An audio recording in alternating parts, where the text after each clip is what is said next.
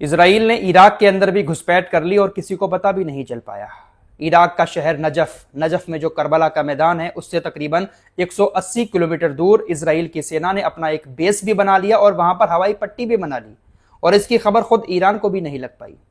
Israel कहां कहां पर इस्लामिक देशों में घुसपैठ करके बैठा है अमेरिका की मदद से, खुद इस्लामिक देशों को भी इस बात की जानकारी नहीं है। वो तो गनीमत यह है कि ईरान जैसा ताकतवर देश अभी मिडिल ईस्ट में मौजूद है जो इन लोगों को मुंहतोड़ जवाब दे रहा है। अगर ईरान ना होता मिडिल ईस्ट के अंदर तो ये खाड़ी देश अब तक इनके पूरी तरह से गुलाम बन चुके होते। ग्रेटर इजराइल का सपना जो इजराइल देखता है, इजराइल के उस सपने को पूरा होते हुए देर भी नहीं लगेगी अगर ईरान हार जाता है। इसीलिए ये ईरान को पूरी तरह से खत्म करने पर तुले हुए हैं। अरबी देश इनका साथ दे रहे हैं। ईरान को खत्म करने में अरबी देश इनका साथ दे रहे हैं, जबकि इन अरबी देशों को यह बात मालूम नहीं है कि अगर ईरान चला जाता है तो फिर ये पूरी तरह से हमें अपना गुलाम बना लेंगे। यूएई जैसे देश अपने देश के अंदर इजराइल को पनाह दे रहे हैं, रिश्ते अच्छे कर रहे हैं, लेकिन अगर ईरान खत्म हो जाता है, जो होगा नहीं कभी भी, अगर हो जाता है तो गुलाम बनते देर नहीं लगेगी इन अरबी देशों को। फिलहाल टॉपिक पर आते हैं।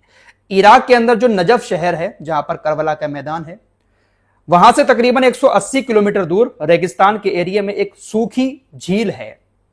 रेगिस्तान एरिया है, पानी तो है नहीं दूर दूर तक। एक झील है सूखी, पहले वहां पर पानी चलता था लेकिन अब वो सूख चुकी है। अब जो झील वाला एरिया था वो काफी गहराई में है, तो इजराइल ने वहीं पर एक अपनी हवाई पट्टी बना ली। इजराइल की सेना अमेरिका की मदद से जंग के दौरान इराक के क्षेत्र में घुसती है और वहां पर अपना एक सैन्य बेस बनाकर हवाई पट्टी बना लेती है। इस जंग के दौरान इजराइल ने ईरान के ऊपर जो हमले किए अपने लड़ाकू विमानों से, बहुत सारे हमले इराक के क्षेत्र से किए। इसकी जानकारी इराक की सेना को भी नहीं लग पाई कि हमारे एरिया में इजराइल ने सैन्य बेस बना लिया है। इजराइल ने अपना सैन्य बेस इराक के अंदर इसलिए बनाया क्योंकि इजराइल से ईरान की दूरी काफी ज्यादा है। इराक और ईरान एक ही बॉर्डर पर हैं, तो इराक के अंदर से इजराइल की सेना को ऑपरेशन चलाने में बहुत आसानी हो रही थी। इसलिए इजराइल की सेना ने अमेरिका की मदद से गुपचुप तरीके से इराक के अंदर घुसपैठ की और वहां पर अपना सैन्य बेस बना लिया। ये पूरा इलाका जो है मिडिल ईस्ट का ज्यादातर रेगिस्तान वाला एरिया है। कहीं कहीं पर थोड़ी बहुत घास होती है, लोग वहां पर ऊंट चराते हैं, बकरियां चराते हैं, भेड़ चराते हैं। तो ऐसे ही एक चरवाहे ने देखा कि सूखी झील के किनारे बहुत सारे सेना के हेलीकॉप्टर उड़ रहे हैं, कुछ सैनिक भी वहां पर दिखाई दे रहे हैं। उसने जब इस बात की जानकारी अपनी इराकी सेना को दी कि उस रेगिस्तान के एरिया में कुछ सैनिक देखे गए हैं। मीडिया रिपोर्ट्स के मुताबिक जब इराकी सैनिकों को यह जानकारी मिली कि वहां पर कोई हलचल हो रही है, कुछ सेना के हेलीकॉप्टर आ रहे हैं, सैनिक भी वहां पर मौजूद है, तो जब इराक की सेना वहां पर पहुंची देखने के लिए, तो इजराइल की सेना ने उनके ऊपर हवाई हमले कर दिए। कई सारे इराकी सैनिक मारे गए और कई सारे इराकी सैनिक घायल हो गए, जिसके बाद इस बात का खुलासा हुआ कि इजराइल ने गुपचुप तरीके से इराक के अंदर घुसपैठ करके अपना सैन्य बेस बना लिया।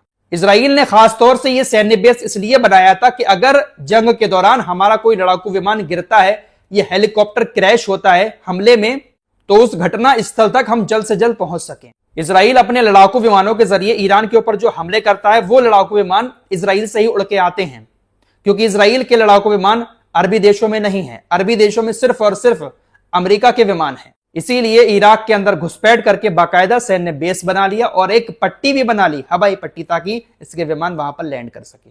तो इस तरह से इजराइल घुसपैठ करता है। यकीन मानो दोस्तों, अगर ईरान जैसा देश इस वक्त मिडिल ईस्ट के अंदर नहीं होता तो ये तमाम अरबी देश कहीं ना कहीं पूरी तरह से इन लोगों के गुलाम बन चुके होते। उधर दोस्तों IRGC ने अमेरिका को एक और बहुत बड़ी धमकी दे दी है कि अगर ये जंग दोबारा से आप शुरू करते हो तो इस बार हम ऐसे ऐसे एडवांस वेपन का इस्तेमाल करेंगे, ऐसे हथियारों का इस्तेमाल करेंगे जिसको देखकर आप लोग सरप्राइज रह जाएंगे। हम जंग का वही पुराना पैटर्न नहीं अपनाएंगे, कुछ ऐसा नया तरीका दिखाएंगे दुश्मन को कि दुश्मन भी हैरान रह जाएगा कि आखिर ईरान ऐसा कैसे कर सकता है। वहीं IRGC नौसेना कमांड ने ट्विटर एक्स पर एक पोस्ट किया जिसमें यह बात लिखी गई कि अगर आपने हमारे तेल के टैंकरों पर और व्यापारिक जहाजों पर दोबारा से हमला किया तो मिडिल ईस्ट में अमेरिका के तमाम सैन्य ठिकानों पर और अमेरिका के जहाजों पर हम बहुत खतरनाक हमले शुरू कर देंगे।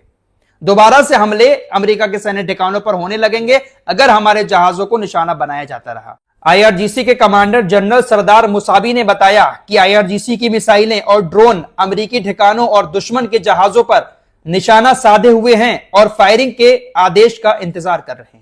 मतलब ईरान क्लियर मैसेज दे रहा है कि आप हमला करके देखो, हमारी मिसाइलें, हमारे ड्रोन बिल्कुल तैयार हैं। उधर सुप्रीम लीडर का आदेश मिला और इधर हमारी मिसाइलें लॉन्च हो जाएंगी। आपके ठिकानों को हम नष्ट कर देंगे। दोस्तों, इस जंग के दौरान ईरान ने अपने जितने हथियारों का इस्तेमाल किया था, सीज फायर के दौरान ईरान ने उतने हथियार कहीं ना कहीं वापस हासिल कर लिए हैं। अमेरिकी अखबार न्यूयॉर्क टाइम्स ने दावा किया है कि रूस कैस्पियन सागर के रास्ते ईरान को ड्रोन के पुर्जे भेज रहा है। न्यूयॉर्क टाइम्स ने कहा कि रशिया पहले स्टेट ऑफ हॉर्मुज से वो चीजें भेजता था, लेकिन अब कैस्पियन सागर से बहुत सारे ड्रोन बनाने के पुर्जे ईरान को भेज रहा है, जिसकी मदद से ईरान खतरनाक ड्रोन बना रहा है।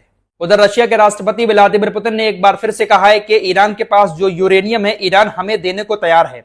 ईरान हमारे ऊपर भरोसा कर रहा है और अपना यूरेनियम हमें देने को तैयार है।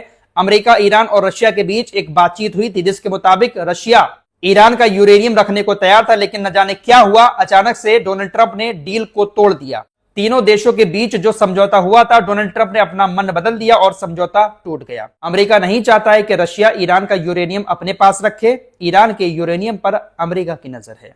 उधर कतर की राजधानी दोहा के तट के पास एक मालवाहक जहाज पर मिसाइल हमला हुआ। यह मिसाइल किसने दागी, अभी तक इस बात की जानकारी सामने नहीं आई है, लेकिन हमले के बाद जहाज में आग लग गई।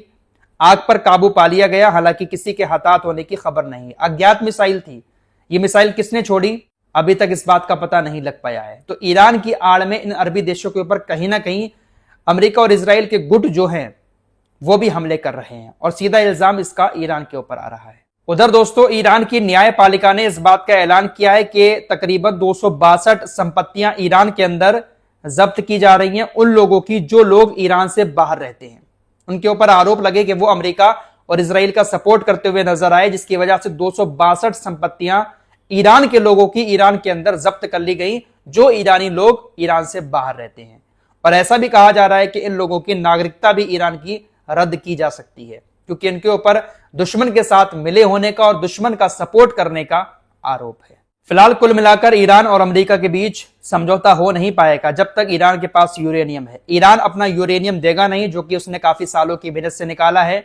अमेरिका को जब तक यूरेनियम नहीं मिलेगा, अमेरिका भी खामोश नहीं बैठेगा। भले ही अमेरिका खुलकर ईरान के साथ जंग ना लड़े, लेकिन कुछ ना कुछ खुराफात होती रहेगी मिडिल ईस्ट के अंदर अमेरिका और इजराइल के द्वारा। छुटपुट हमले ये लोग कर दिया करेंगे, 2-4 दिन चला करेगी जंग, फिर रुक जाएगी। लेकिन ये लोग जब तक यूरेनियम हासिल नहीं कर देंगे, शायद पीछे नहीं हटेंगे। देखा जाए तो हार तो हो चुकी है पूरी तरह से, लेकिन बस वही है ना कि सुपर पावर वाला जो नशा है, वो नशा अभी भी सवार है। इस रिपोर्ट में इतना ही। कुछ और खबरों के साथ फिर हाजिर होंगे। अपना ख्याल रखिएगा। अल्लाह हाफिज।